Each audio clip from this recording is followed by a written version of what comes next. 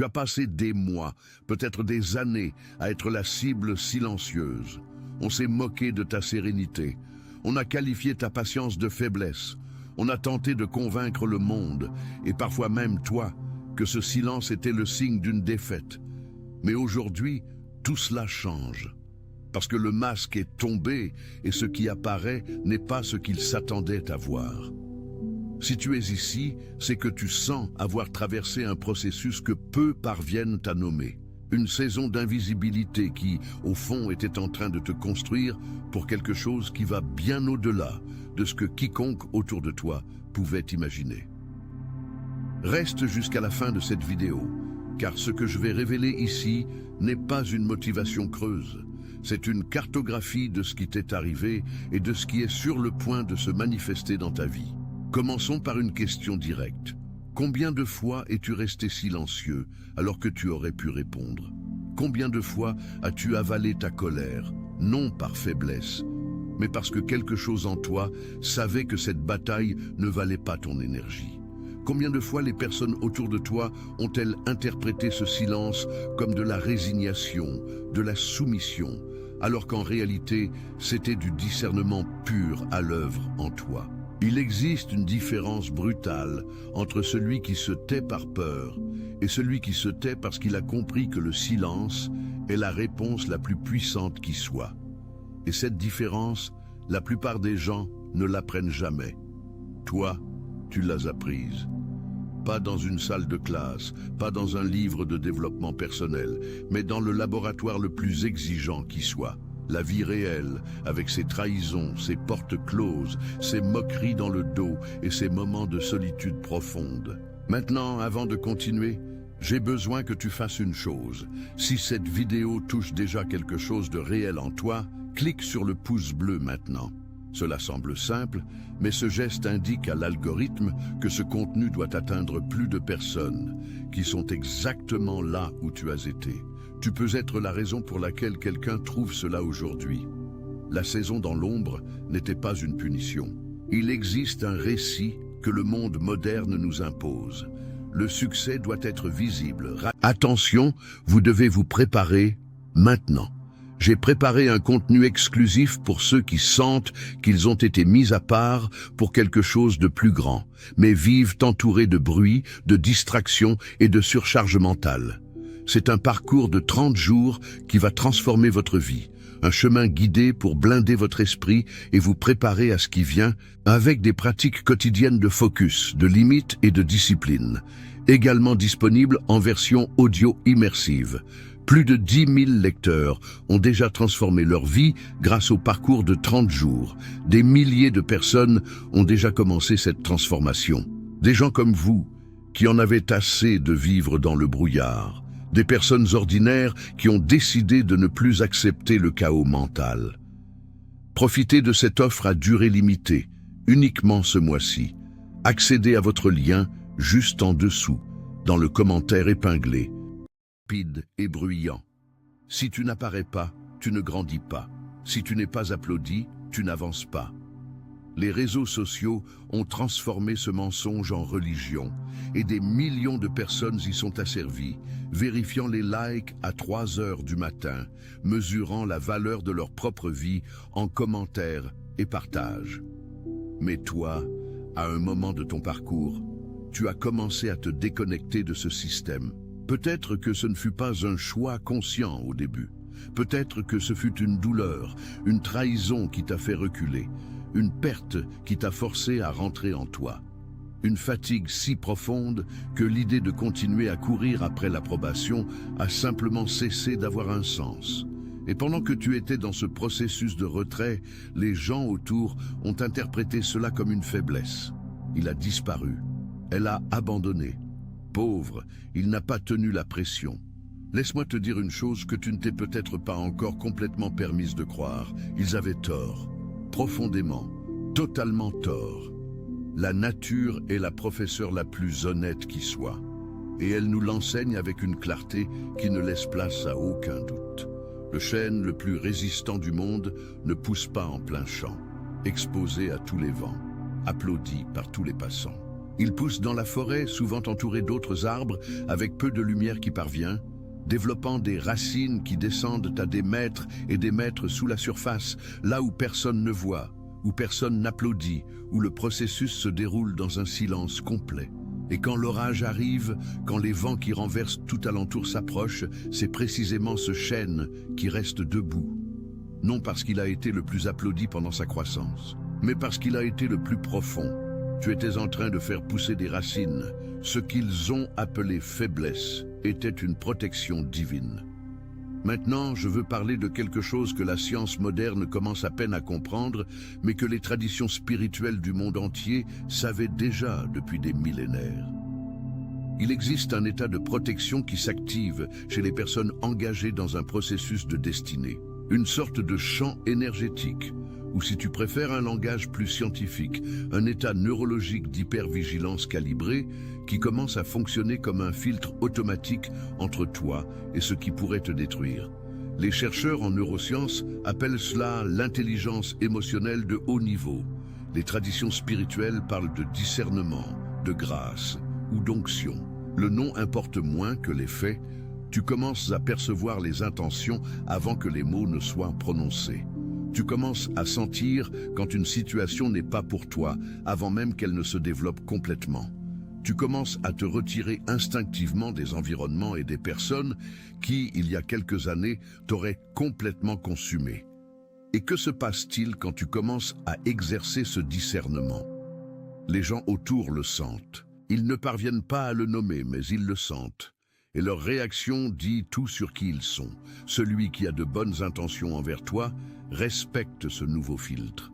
Il peut être surpris au début, il peut demander si tout va bien, mais il respecte. Celui qui t'utilisait, qui se nourrissait de ton besoin d'approbation, qui n'était présent que parce que tu étais facile à manipuler, ceux-là commencent à réagir différemment, avec irritation, avec des accusations disant que tu as changé en pire, avec des tentatives de te faire revenir à l'état de disponibilité totale qui ne bénéficiait qu'à eux. Sois attentif à cela. La façon dont quelqu'un réagit à ta croissance est la radiographie la plus précise des intentions de cette personne. Aucun mensonge ne résiste à ce test. Chaque porte fermée était une réorientation. Je veux te demander de faire un exercice maintenant. Pense à l'un des plus grands rejets de ta vie. Ça peut être un emploi qui n'est pas venu, une relation qui n'a pas fonctionné, une opportunité qui semble t'avoir échappé au moment où tu en avais le plus besoin. Pense à cette douleur spécifique. Maintenant, de là où tu es aujourd'hui, en regardant cette situation avec ce que tu sais maintenant de ta propre histoire, réponds-moi, si cela avait marché, serais-tu mieux ou moins bien qu'aujourd'hui? Je parie que la réponse te surprend. Il existe un schéma qui apparaît de manière répétée dans la vie des personnes qui œuvrent dans leur destinée. Les plus grands rejets se révèlent, avec le temps, comme les plus grandes protections. L'emploi qui n'est pas venu a ouvert la voie à l'entreprise qui a transformé ta vie. La relation qui s'est terminée a libéré l'énergie pour rencontrer celle ou celui qui te voit vraiment. La porte qui s'est fermée au nez t'a réorienté vers un couloir que tu n'aurais jamais trouvé si la première porte s'était ouverte. Mais voici le détail cruel. Au moment du rejet, tu n'as pas accès à cette perspective. Au moment du rejet, la douleur est réelle, l'humiliation est réelle, la peur que cela ne s'arrangera jamais est viscéralement réelle. Et c'est précisément dans ce moment d'obscurité que le caractère est forgé. Sais-tu pourquoi l'or a besoin du feu? Ce n'est pas une cruauté de la nature, c'est le seul processus qui sépare ce qui est authentique de ce qui est impur. L'or qui n'est jamais passé par le feu est plein d'autres substances mélangées. Des substances qui affaiblissent, qui déforment, qui corrompent. Le feu ne détruit pas l'or. Le feu révèle l'or. Tu es passé par le feu, plusieurs fois probablement. Et ce qui remonte à la surface maintenant, ce que les gens autour de toi commencent à percevoir, c'est l'or qui a toujours été là, mais qui est maintenant purifié, distillé, authentique à l'extrême. Tu es devenu un miroir que personne n'a demandé à regarder. Ici, nous arrivons à l'un des points les plus fascinants et aussi les plus délicats de ce parcours. Et j'ai besoin que tu sois très attentif ici, car cela explique beaucoup de choses qui te perturbent peut-être encore. Quand tu atteins un certain niveau d'authenticité, quand tu arrêtes de jouer des versions de toi-même pour faire plaisir, pour être accepté, pour éviter les conflits, quelque chose de très étrange commence à se produire autour de toi. Les gens commencent à être mal à l'aise en ta présence, non parce que tu as fait quelque chose de mal, mais parce que tu es devenu le reflet de quelque chose qu'ils ne veulent pas voir en eux-mêmes. Pense ainsi. Si tu es dans un environnement rempli de personnes qui vivent d'apparence, qui passent leur journée à construire des versions fausses d'elles-mêmes pour la consommation externe, et que tu arrives en étant simplement toi, sans masque, sans performance, sans besoin d'impressionner, que se passe-t-il automatiquement? Chaque personne authentique dans une pièce de fausseté fonctionne comme un miroir involontaire. Sans dire un mot, sans porter aucun jugement conscient, ta présence authentique amène les gens autour à se comparer, à s'interroger, à ressentir cette démangeaison inconfortable de celui qui vit une vie qui n'est pas la sienne. Et là commence leur réaction. Non contre toi techniquement, mais contre le reflet que tu provoques. Ils peuvent commencer à t'éviter. Ils peuvent dire du mal dans ton dos. Ils peuvent essayer de te convaincre que tu te prends pour quelqu'un. Ils peuvent créer des histoires sur de l'arrogance, de l'isolement, un changement négatif. Tout cela est, au fond, une tentative d'effacer le miroir, parce que le regarder fait trop mal. Comprends-tu ce que cela signifie? Chaque attaque, chaque rumeur, chaque tentative de rabaisser qui tu es devenu est en réalité une confession involontaire. Une confession que la lumière que tu portes dérange précisément ceux qui ont le plus besoin de l'examiner. Si tu as quelqu'un comme cela dans ta vie en ce moment, quelqu'un qui semble irrité par ta sérénité, que ton croissance dérange, qui essaie de te ramener à qui tu étais avant, commente ici avec la lettre X. Je veux savoir combien de personnes traversent cela en regardant cette vidéo. La science derrière l'énergie que tu irradies. Parlons science un instant, car ce n'est pas que de la spiritualité. Cela a des bases solides dans la recherche. L'Institut HeartMath, l'un des centres de recherche les plus respectés au monde en neurosciences et intelligence émotionnelle, a découvert quelque chose de révolutionnaire. Le cœur humain génère un champ électromagnétique qui s'étend à plusieurs mètres au-delà du corps physique. Ce champ n'est pas une métaphore, il est mesurable et il change en fonction de l'état émotionnel de la personne. Quand tu es dans des états de cohérence, c'est ainsi que les chercheurs appellent l'état de paix intérieure authentique, d'authenticité, d'alignement entre ce que tu penses, ressens et agis. Ce champ électromagnétique devient plus fort, plus organisé, plus expansif. Et ce champ affecte les gens autour de manière mesurable, influençant leur état neurologique, modifiant leur rythme cardiaque, altérant leur schéma d'activation du système nerveux. En langage populaire, ta paix irradie, ton authenticité est contagieuse. Ta cohérence interne affecte l'environnement avant même que tu n'ouvres la bouche. C'est ce que les traditions spirituelles appellent la présence. C'est ce que les maîtres spirituels de toutes les cultures avaient en commun, indépendamment de la religion ou de la tradition. Ce n'était pas nécessairement ce qu'ils disaient, c'était ce qu'ils irradiaient. Et voici la partie qui me fascine le plus. Cet état de cohérence, cette capacité à irradier une présence qui transforme les environnements, n'est pas un don exclusif aux saints ou aux illuminés. C'est l'état naturel de l'être humain quand il arrête de dépenser de l'énergie à maintenir des masques, à jouer des versions fausses de lui-même et à rechercher compulsivement l'approbation externe. Toi, tout au long de ton processus, au cours de ces années de silence et de raffinement, tu as progressivement libéré de l'énergie qui était auparavant emprisonnée dans la performance. Et cette énergie libérée est maintenant disponible pour ton essence réelle. C'est pourquoi les gens sentent quelque chose de différent quand ils sont près de toi. Ce n'est pas du mysticisme, c'est de la physique. Lorsque le silence devient la stratégie la plus éloquente, je veux vous raconter une histoire. Imaginez un homme de 42 ans, appelons-le Laurent. Laurent a passé toute sa vie à être le plus bavard de la pièce. Toujours une réponse, toujours une anecdote, toujours une plaisanterie. Il confondait cela avec du charisme. Les gens autour de lui confondaient cela avec de l'assurance. Mais intérieurement, Laurent était terrifié par le silence. Chaque pause dans la conversation semblait une menace. Chaque instant sans approbation verbale ressemblait à un rejet. Il comblait le silence de manière compulsive, non parce qu'il avait des choses importantes à dire, mais parce que le silence exposait l'insécurité qu'il portait en lui. Avec le temps, les relations de Laurent ont commencé à montrer un schéma étrange. Les gens le trouvaient épuisant. Les conversations avec lui n'approfondissaient pas. Personne ne sentait le connaître vraiment, car il ne restait jamais assez silencieux pour révéler qui il était réellement. Le tournant pour Laurent a commencé avec une perte. La mort de son père, avec qui il n'a jamais eu une vraie conversation parce qu'il parlait toujours trop pour écouter. Et dans ce silence forcé du deuil, Laurent a découvert quelque chose qu'aucun mot ne lui avait jamais donné, lui-même.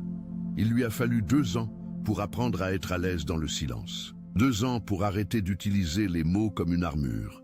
Et quand il a finalement appris, quelque chose d'extraordinaire s'est produit. Les gens ont commencé à vraiment l'écouter. Parce que quand il parlait, il disait quelque chose qui valait la peine d'être entendu. Parce que quand il se taisait, la qualité de sa présence remplissait l'espace d'une manière que ses mots n'avaient jamais pu atteindre. Laurent n'est pas un personnage inventé pour motiver. Laurent est une synthèse de dizaines d'histoires réelles qui se répètent avec des variations dans les cabinets de thérapeutes, les groupes de développement spirituel, les programmes de développement personnel à travers le monde. Et peut-être, à un certain niveau, Laurent est-il un peu vous aussi. Parce que le silence que vous avez appris à habiter n'est pas vide. C'est la chose la plus pleine qui existe. Ils ont essayé de vous enterrer. Ils ne savaient pas que vous étiez une graine.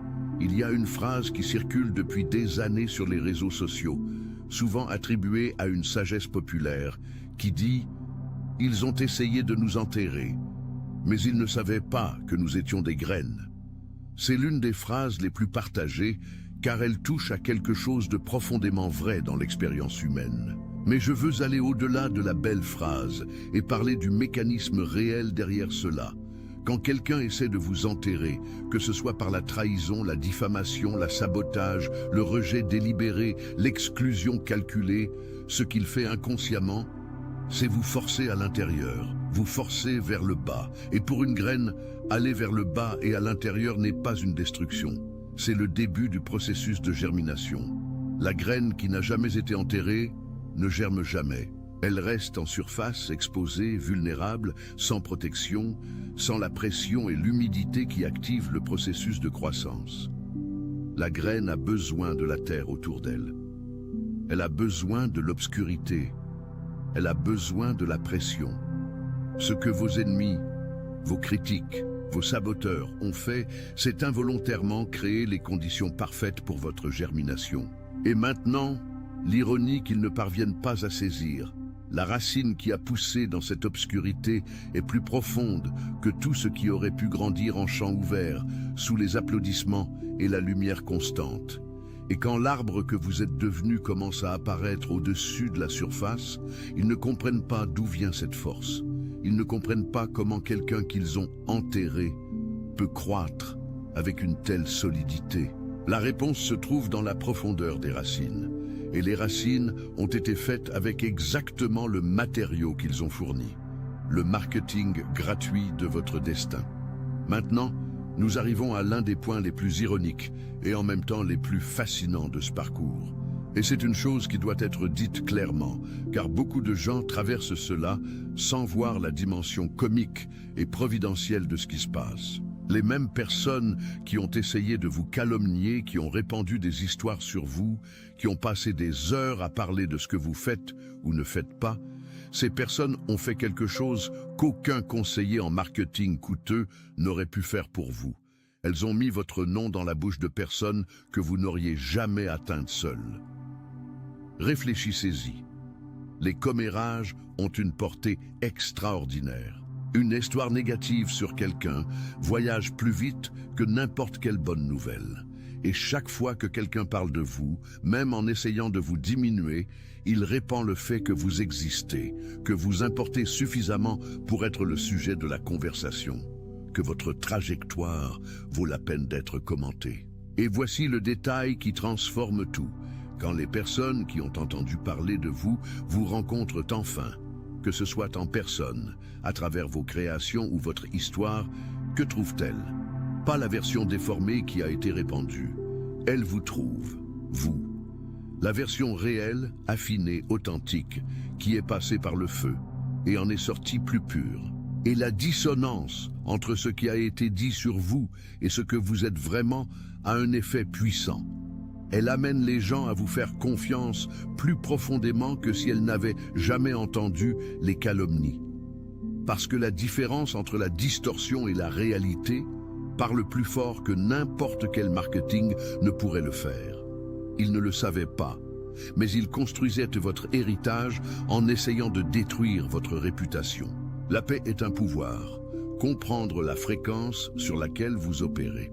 Je veux parler de quelque chose qui peut sembler abstrait, mais qui a des implications très concrètes dans votre vie quotidienne. Il existe une différence fondamentale entre deux types de pouvoirs que les gens exercent dans le monde.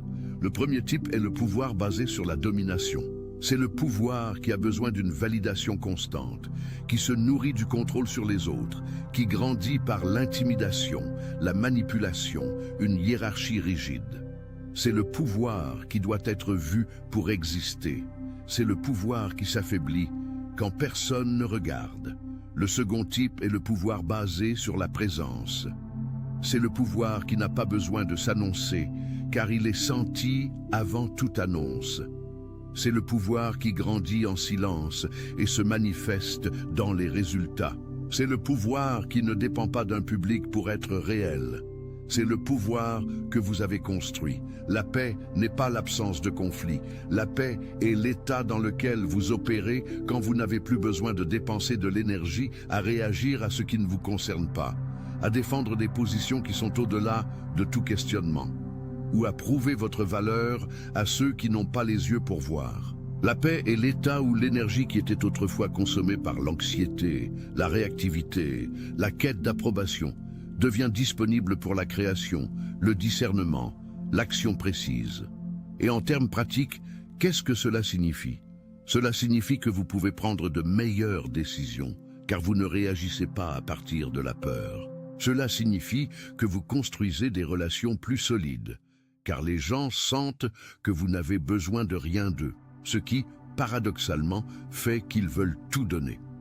Cela signifie que vous produisez des résultats plus constants, car votre énergie n'est pas drainée par des batailles qui ne valent pas la peine d'être menées. La paix n'est pas la récompense à la fin du voyage. La paix est l'outil le plus puissant que vous puissiez porter tout au long de celui-ci. Si vous sentez que ce contenu résonne avec là où vous en êtes dans votre vie, activez la cloche de la chaîne pour ne manquer aucune vidéo. Car ce n'est que le début d'une série de contenus qui approfondiront encore tout ce dont nous parlons ici. Le moment où les masques tombent. Il existe un phénomène qui se produit de manière presque mathématique quand une personne atteint le niveau d'authenticité et de présence que nous décrivons. Les masques autour commencent à glisser. Non pas parce que la personne fait quelque chose pour les enlever, mais parce que l'énergie de vérité crée une pression sur les illusions qui finit par être insoutenable. C'est comme allumer une lumière dans une pièce qui était dans le noir. La lumière ne poursuit pas les ombres, elle existe simplement, et là où elle existe, l'ombre ne peut pas exister. Vous n'avez pas besoin de lutter contre les illusions des gens autour de vous. Vous avez simplement besoin d'exister dans votre état d'authenticité. Et les illusions commencent à devenir insoutenables en votre présence. Cela se produit dans plusieurs sphères de la vie. Dans l'environnement professionnel, vous commencez à percevoir clairement qui est vraiment engagé pour les résultats et qui ne fait que jouer l'engagement. Dans les relations, vous commencez à percevoir qui est vraiment présent et qui est présent seulement pour ce que vous pouvez offrir. Dans la famille, vous commencez à voir les schémas qui ont toujours existé, mais que votre besoin d'harmonie vous empêchait de voir.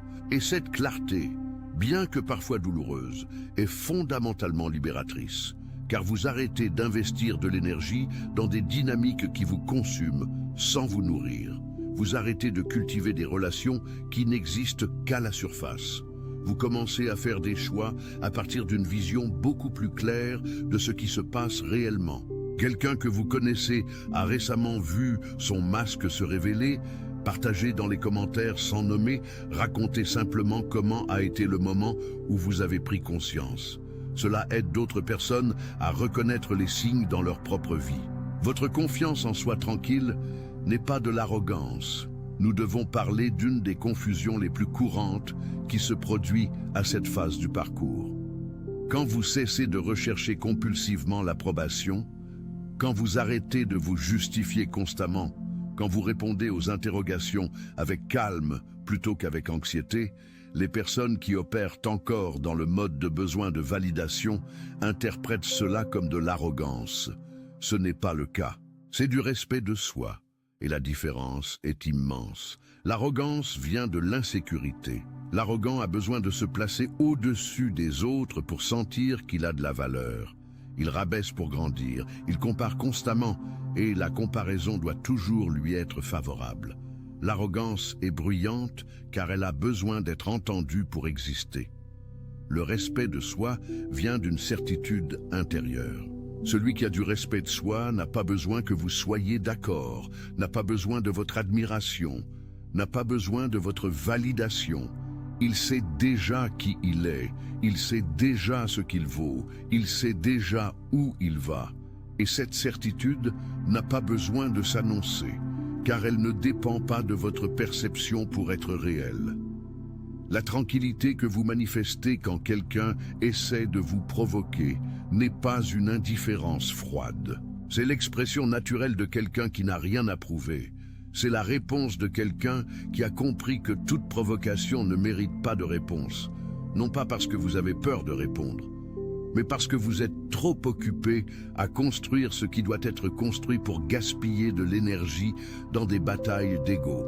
Et voici le merveilleux paradoxe. Moins vous cherchez à impressionner, plus vous impressionnez. Moins vous avez besoin d'attention, plus vous en recevez naturellement. Moins vous annoncez votre grandeur, plus elle parle d'elle-même. Le but que vous portez en vous. Nous voici arrivés au cœur de tout.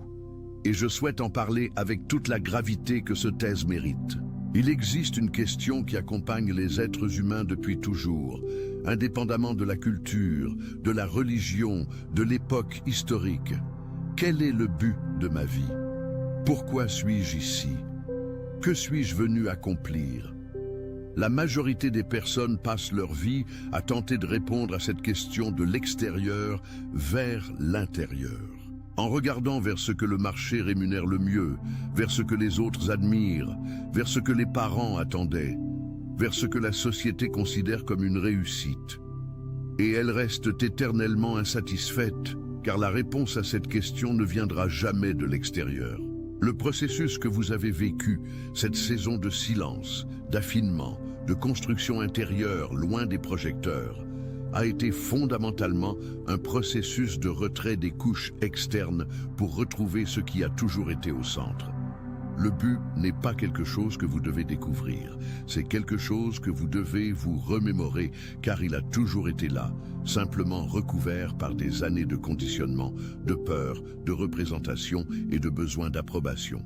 Et lorsque vous commencez à agir à partir de ce... Attention, vous devez vous préparer maintenant. J'ai préparé un contenu exclusif pour ceux qui sentent qu'ils ont été mis à part pour quelque chose de plus grand, mais vivent entourés de bruit, de distractions et de surcharge mentale. C'est un parcours de 30 jours qui va transformer votre vie, un chemin guidé pour blinder votre esprit et vous préparer à ce qui vient avec des pratiques quotidiennes de focus, de limites et de discipline, également disponibles en version audio immersive. Plus de 10 000 lecteurs ont déjà transformé leur vie grâce au parcours de 30 jours. Des milliers de personnes ont déjà commencé cette transformation. Des gens comme vous, qui en avaient assez de vivre dans le brouillard. Des personnes ordinaires qui ont décidé de ne plus accepter le chaos mental. Profitez de cette offre à durée limitée, uniquement ce mois-ci. Accédez à votre lien juste en dessous, dans le commentaire épinglé.